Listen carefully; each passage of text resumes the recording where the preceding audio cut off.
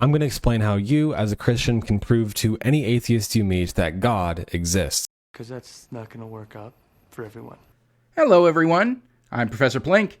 I respond to various theological and ideological questions and claims from a rationalistic and naturalistic approach in an effort to give and explain the opposite viewpoint and help to balance the conversation. Today, we're going to be checking out the channel A Messenger of Truth.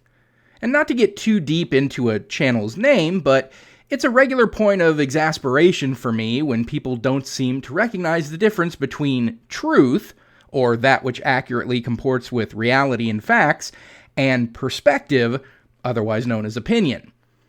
I'm constantly having to reiterate to my students that just because you believe something really, really strongly, that doesn't mean that it is factual, that it accurately comports with reality, or that it is anything resembling truth. And given that Messenger of Truth, hereafter known as Messi, has made multiple videos attempting to argue against scientifically verified theories like evolution and Big Bang cosmology, theories that are as incongruent with the evidence as anything can be and are all but confirmed as factually accurate, I'm already finding him having truth in his channel name to be extremely ironic and a complete misnomer. And today, Messi has taken quite a difficult challenge upon himself. He will be attempting to prove God's existence to any atheist. Not that these arguments are meant for people raised apart from religion and who are expressing interest in the spiritual for the first time in their life or something like that. But even non-believers who have reached their atheistic standpoint through years of exploration of theistic ideas and found them all to be sorely lacking, well, even they will be thoroughly convinced throughout the course of Messi's video. So let's dive in and see just how expertly he's going to convert me and all of us right here today. But before we get to that, if you end up liking what you see in this video and would like to help out the channel, make sure to subscribe and click the bell so you'll always be notified when new content comes out. Check out my social media, including my Patreon, Twitter, and Blue Sky, all linked in the description. And of course, like the video, maybe pop in a comment. All that goes a long way towards pleasing the YouTube algorithm. That fascinating friend, free from fables, facing facts and forcing fictional facades to flee, finding firm footing and fulfillment in factual foundations and frightening off faithful frauds. May it keep my channel motoring along. Now on to today's video. Before I give you the proofs for God's existence, we have to recognize two things right off the bat. Number one, Romans 1 tells us that every human already knows God, but they did not glorify him as God or give him thanks, but they became futile in their thoughts, and their foolish heart was darkened. The scriptures teach that God himself has already proven himself to everybody.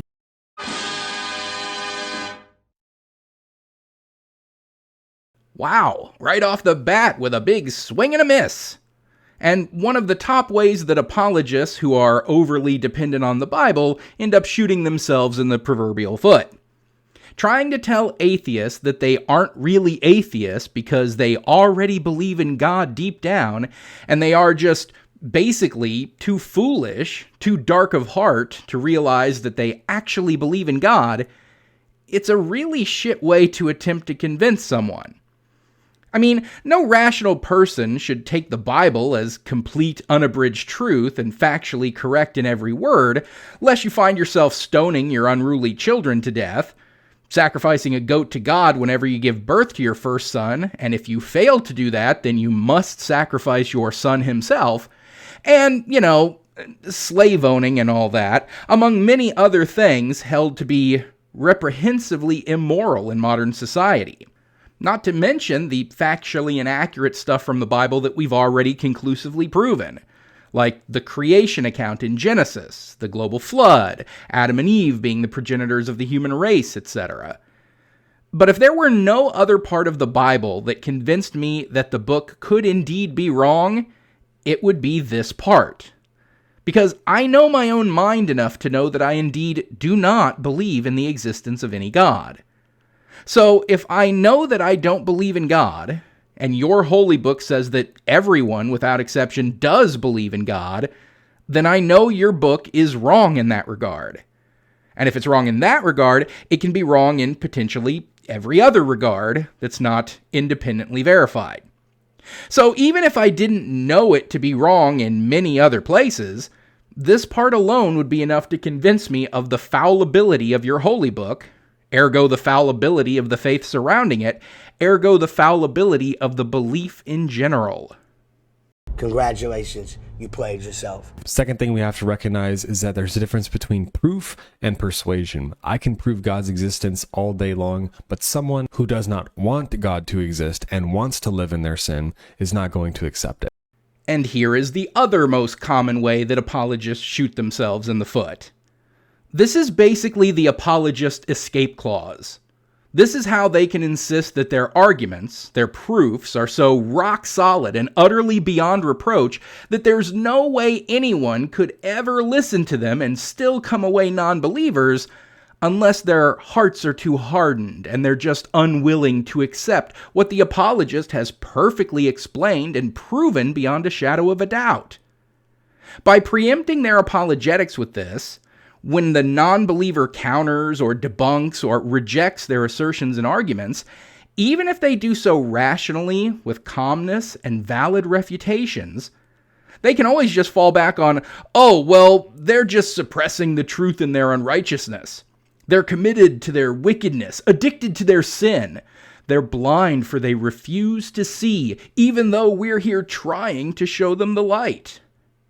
I'd go as far as to say that this is downright cultish behavior, where any disagreement or dissension from the ideology is classified as, at best, misguided or deceived, and at worst as malicious or wicked.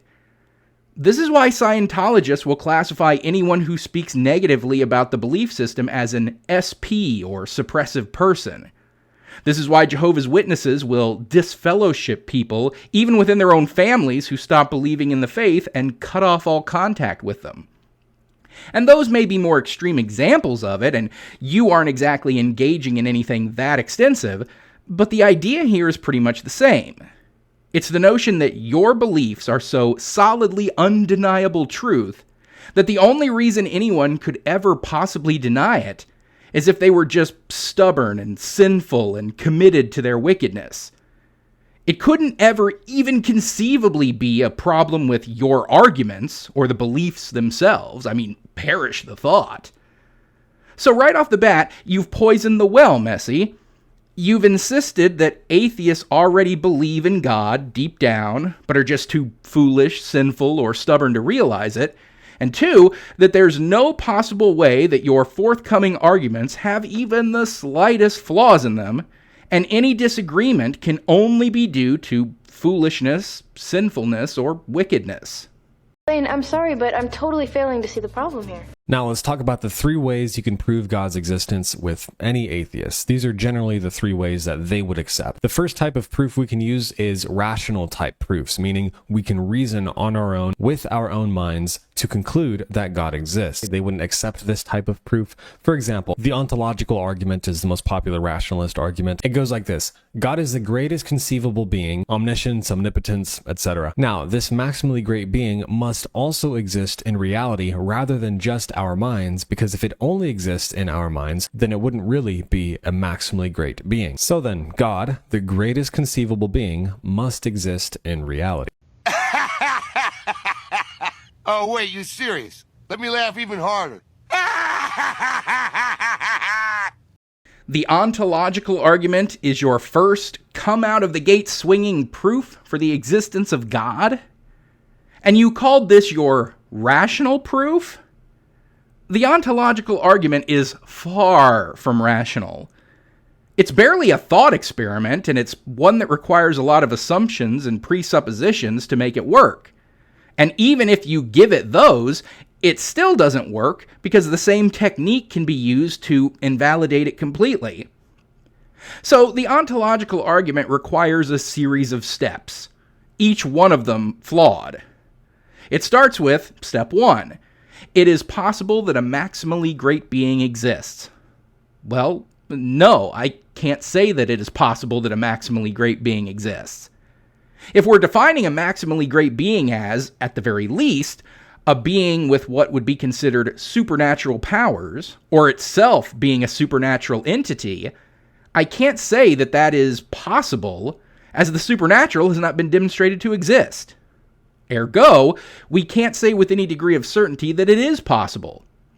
So step 1 fails if we're being honest. But let's concede it for the sake of the argument. Step 2, if it's possible that a maximally great being exists, then a maximally great being exists in some possible world. Well, no, I can't say that that is possible, because that would require the existence of multiple worlds for us to be hypothesizing about these possible worlds. I don't know that there are any possible worlds, here in world meaning universe, beyond this one. So step 2 fails, if we're being honest. But let's concede it for the sake of the argument. Step 3, if a maximally great being exists in some possible world, then it exists in every possible world. No. Because if we are hypothesizing every conceivable possible world, then that would also have to include some possible world where that maximally great being was not present. Hey, that maximally great being could still be maximally great, just maximally great while not being in some locations. And this is totally in keeping with Christian thought. I mean, the entire idea of hell is that it's a realm outside the presence of God, removed from God's sight. So if there are some realms and locations that can be conceived of that the maximally great being does not inhabit, then we can't say that the maximally great being must exist in all possible worlds. So step 3 fails if we're being honest. But let's concede it for the sake of the argument. Steps 4, 5, and 6 are pretty much the same. If the maximally great being exists in every possible world, then it exists in the actual world. Step 5, if a maximally great being exists in the actual world, then a maximally great being exists. Step 6, therefore a maximally great being exists. Well, not really. I mean, up till now, everything in this argument has been nothing but a thought experiment. And going from a notion, an idea, to an actual real-world existence is something else entirely. Plus, the real fatal flaw of this argument is that the same technique can be used to disprove it. As long as you're doing a thought experiment where you're presupposing the possible existence of something that you can't know to be possible, and then assuming its possibility makes it an inevitability, you can get away with damn near anything. For example, here. Step 1. It is possible that some world exists where metaphysics don't work. Step 2. Since a maximally great being requires metaphysics to work in order for it to exist, that maximally great being would not exist in that world.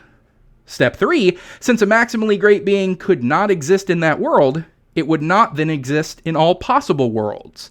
Step 4. Since a maximally great being cannot exist in all worlds, according to the logic of the ontological argument, it is not, therefore, a maximally great being.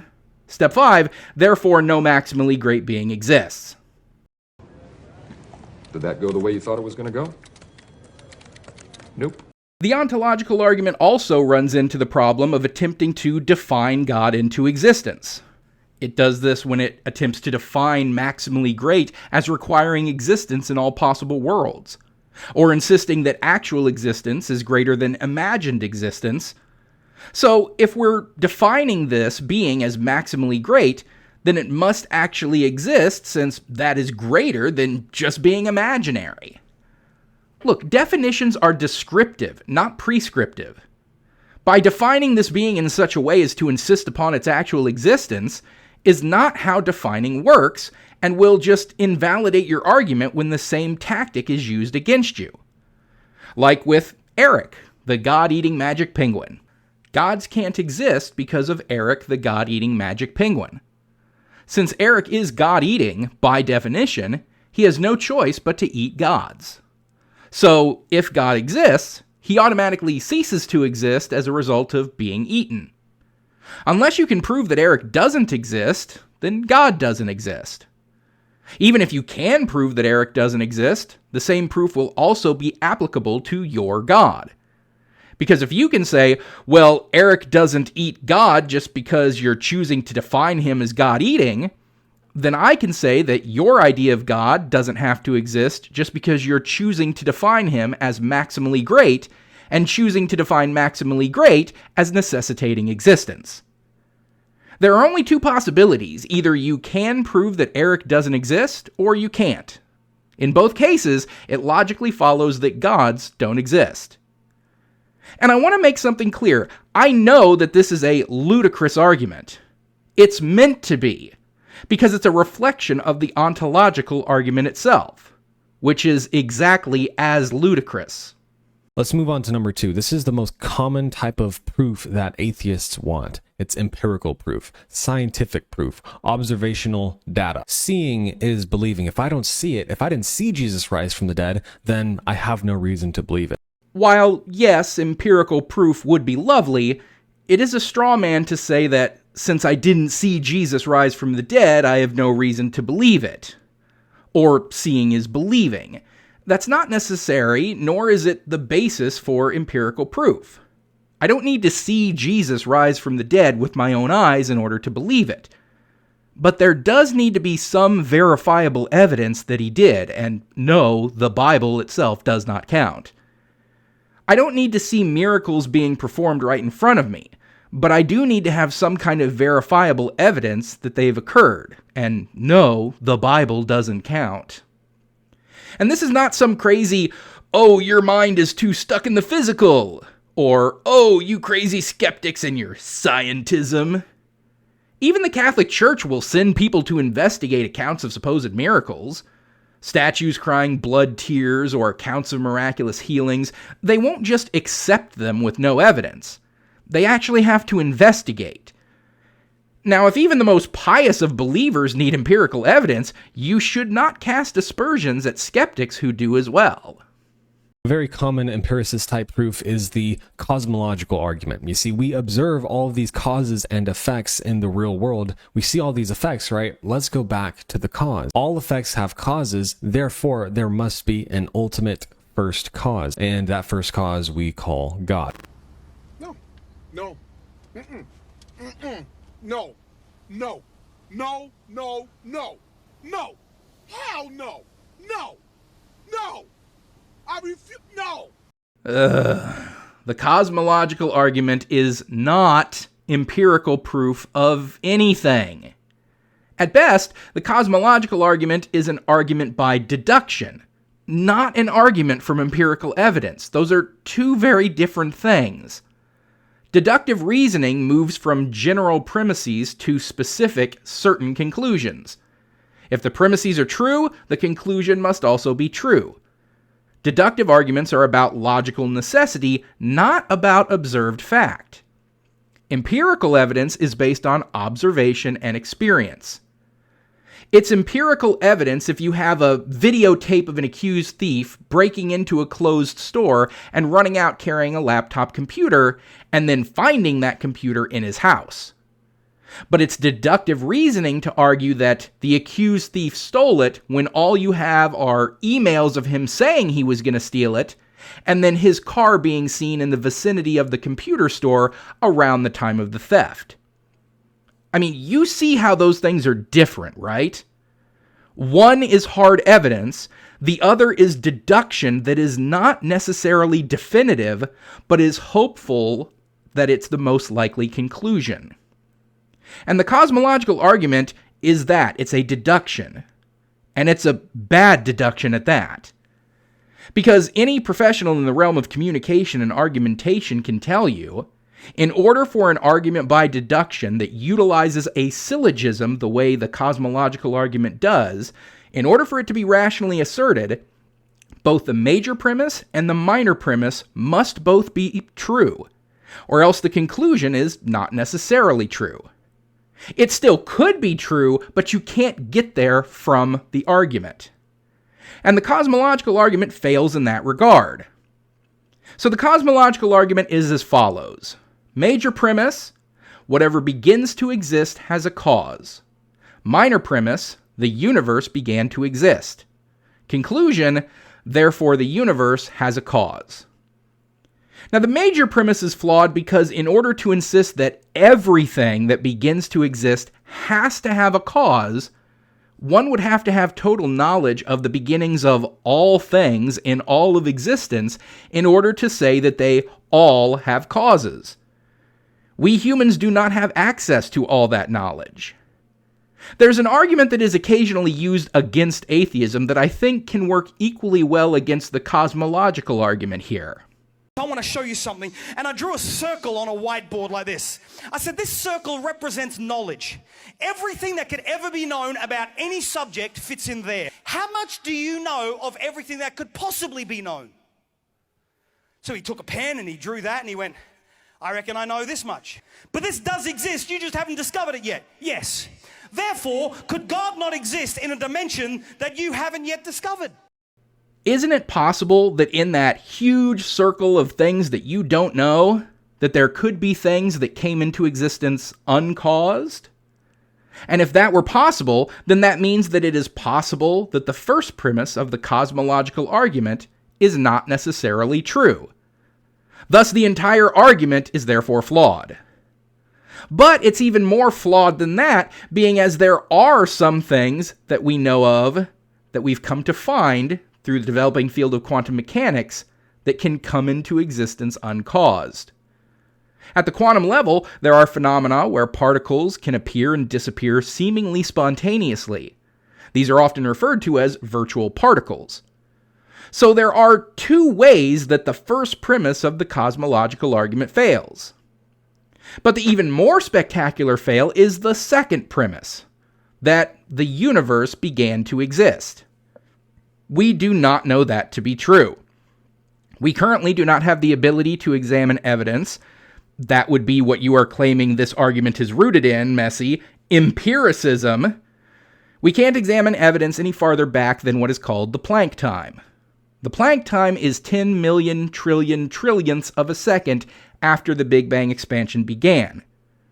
So, the farthest back that we can empirically measure is to a time when the universe already existed. So we can't say with any degree of certainty that the universe actually began, or if it always existed in some different form.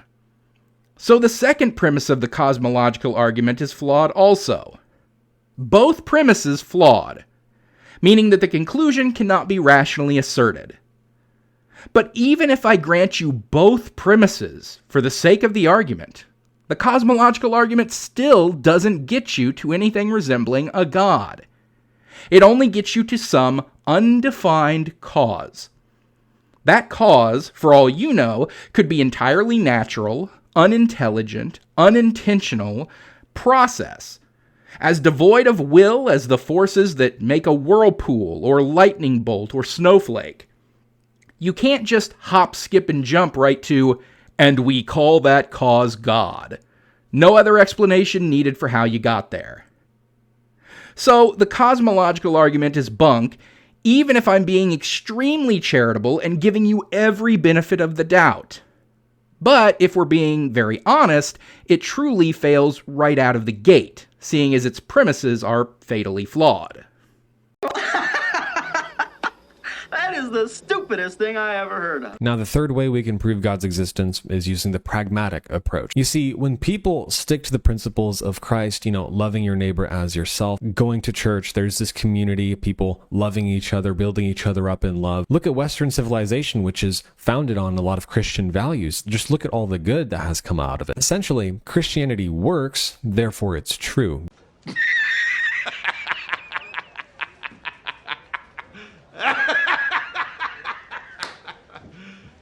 You serious? Are you seriously trying to assert the idea that Christianity has produced some good things, therefore it must be true? Pretty sure there's a common fallacy there, Messi. It's called appeal to consequence, concluding that an idea or proposition is true or false because the consequences of it being true or false are desirable or undesirable.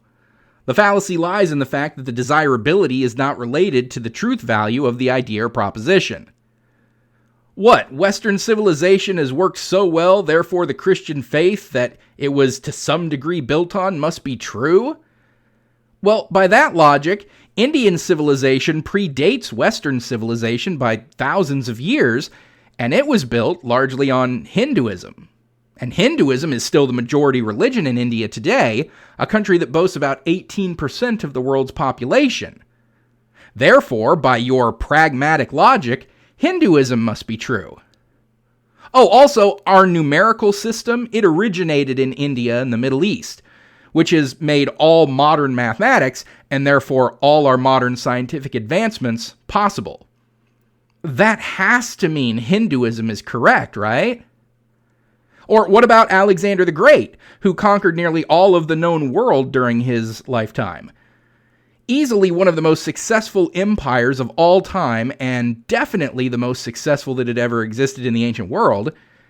Well, Alexander was a practitioner of Greek paganism and believed in the Greek pantheon like Zeus and Ares and Athena and the like.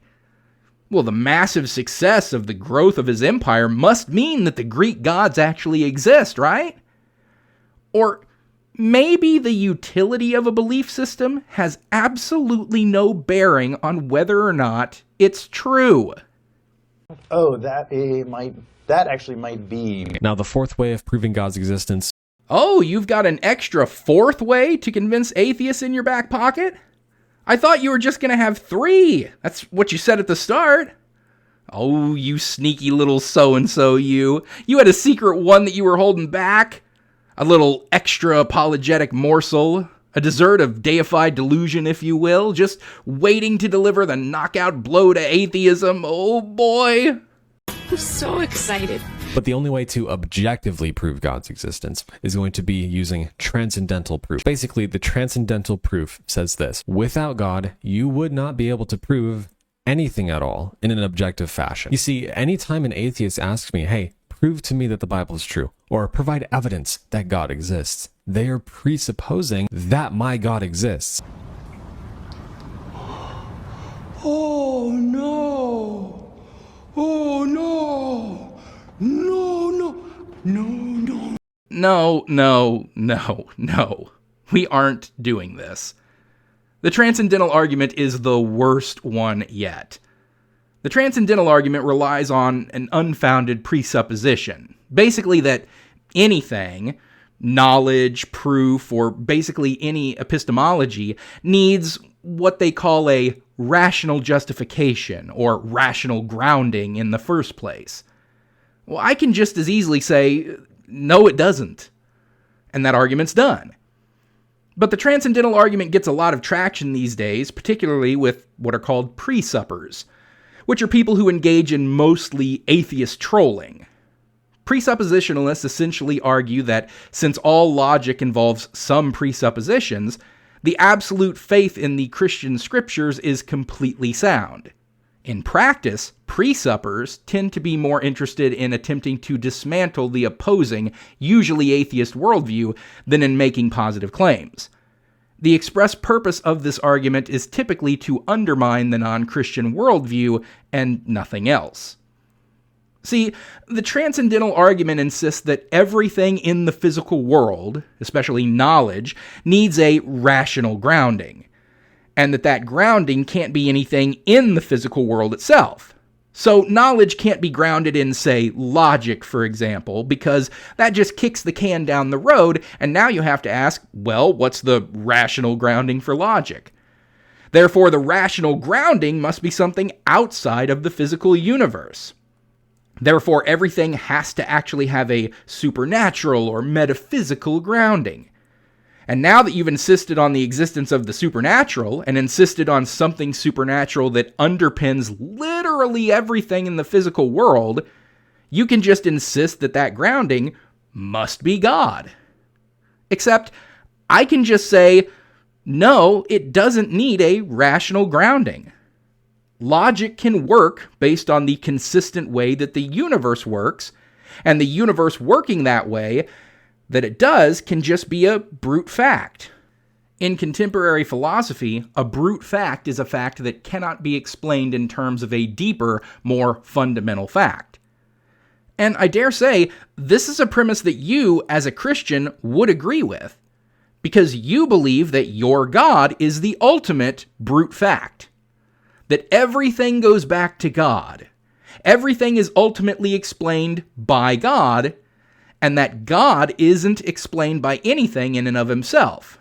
Therefore, you view God as a brute fact. But I can just as easily assert that the universe itself, and the consistent, repeatable ways that the universe operates, exists as a brute fact. And that grounds logic, as well as the abiogenesis and evolution that produced our brains and led to our cognition that allows us to acquire and utilize knowledge. We need not appeal to anything supernatural or outside the physical world to ground knowledge or anything up to and including the universe itself. Now, Messi really belabors the transcendental argument for quite some time, but it all boils down to the same irrational foundation. Assuming one needs to appeal to the supernatural to ground knowledge, rationality, and logic when, no, you don't. And that's the end of that chapter. So that was Messi and his 3, but then actually 4 ways to convince any atheist to believe in God. He started it all off with the 2 dumbest things to trot out to any atheist that you're trying to have a respectful dialogue with, insisting that they already do believe in God because the Bible says so, and then insisting that if they don't agree with the apologist, it must be because they're foolish, stubborn, or unrighteous. Then his arguments were the ontological argument, or attempting to define God into existence with a thought experiment that's nuttier than squirrel shit, the cosmological argument, or a syllogism in which the premises fail more spectacularly than an AA booth at Oktoberfest, a pragmatic claim that Christianity must be true because Western society seems to be doing so well, an argument which fell apart faster than a Cybertruck in a rainstorm, and then the secret weapon, the transcendental argument, a notion built on a less stable presupposition than assuming you can't get pregnant if you do it in a pool. I'd be shocked if anyone who claims the label of atheist would be swayed in even the slightest way by these particular arguments. I mean, I know Messi didn't exactly claim that they were new or novel arguments that he was going to be giving us, but I at least hoped that he wasn't going to be hammering home some of the most frequently trotted out and equally frequently laughed at epic fails of modern apologetics. Frankly, I would have had more respect for this video if he had brought out the teleological argument, or common belief in the supernatural among nearly all cultures, or arguments from consciousness. I mean, I've heard all of those before too, and they aren't all that convincing either, but those at least aren't as laughable as, I can imagine God, therefore God must be real, or, hey, Christianity is useful, therefore it must be true. I mean, honestly, these were some of the bottom of the barrel apologetics. And if you're going around thinking that this is actually the cream of the theistic crop, then I can't even begin to fathom where your head is at. But I've got a pretty good idea, though. And so that is where we'll end things for today. So thanks for watching, everyone. Don't forget to like this video, comment, and subscribe so you'll always be notified when a new video comes out. Check me out on Twitter, Blue Sky, and Patreon if you'd like to support my work directly. My Teespring if you want some Plinky merchandise. All that link below in the description. Special shout out to Autumnal Fling, Salvi Mike, and Hermage2 for being my most recent super thankers here on YouTube. And with that said, until next time, I'm Professor Plink reminding you to keep striving for greater understanding. It's the best way to get wherever you want to go.